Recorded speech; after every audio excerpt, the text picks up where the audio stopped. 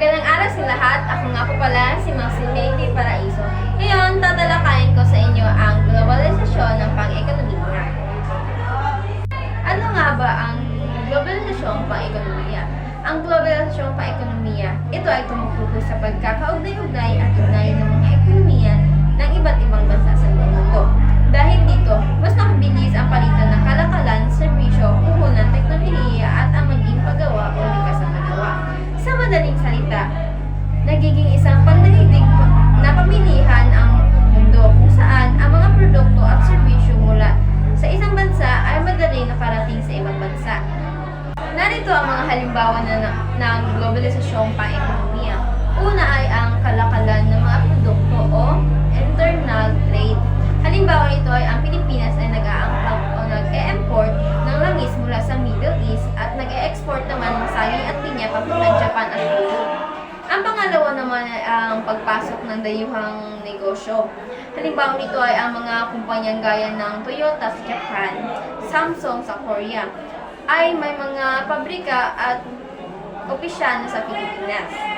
Ang pangatlo naman ay ang pandaigdig na merkado ng paggawa o labor migration.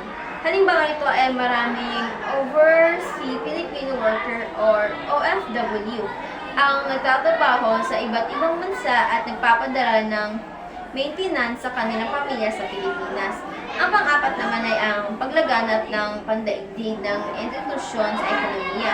Halimbawa nito ay ang World Trade Organization o WTO at International Monetary Fund or IMF at ang World Bank na nagbibigay ng pautang at nagpapatatag ng mga patakaran para sa pataas ng kalakalan. Ang panglima naman ay ang pag-ulad ng economercy at online economy. Ang halimbawa naman nito ay ang mga platform gaya ng Shopee, Lazada, Amazon at Alibaba na nag-uugnay ng mga mamimili at nagbibenta mula sa iba't ibang bansa. Sa kabuuan, ang globalisasyon ng pang-ekonomiya ay nagdudulot ng mas malawak na oportunidad para sa trabaho, mas maraming produkto sa pamilihan at mas mabilis na pag-unlad ng mga teknolohiya. Ngunit, maaari rin itong magdala ng hamon tulad ng mas malaking kompetensyon at pag-aasal sa ibang bansa. Ngayon, ibabahagi ko naman sa inyo ang positibong epekto nito at negatibong epekto nito. Ngayon, ang una natin ibabahagi ay ang positibong epekto.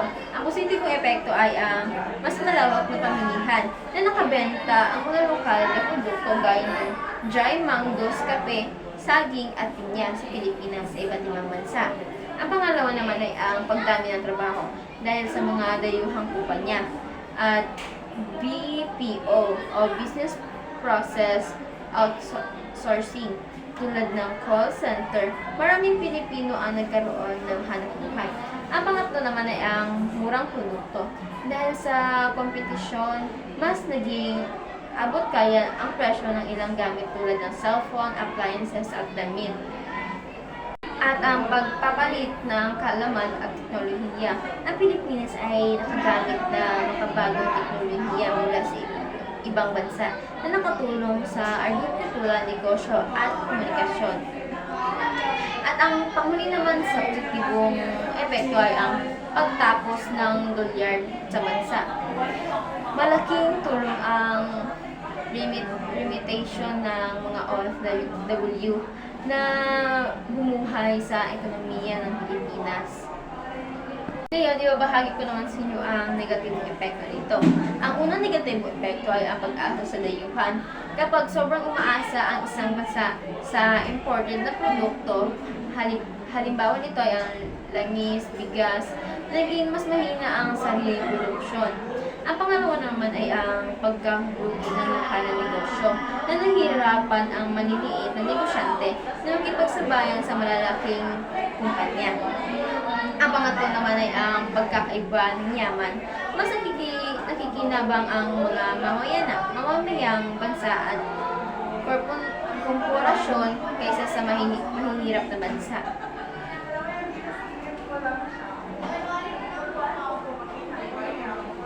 Ang pang-apat naman ay ang writing at gratin. Maaaring professional na doctor, nurse, guro at ekstranghero lamang ang mas pinipiling magtrabaho sa abroad kaya kulang ang mga aspeto sa sariling bansa.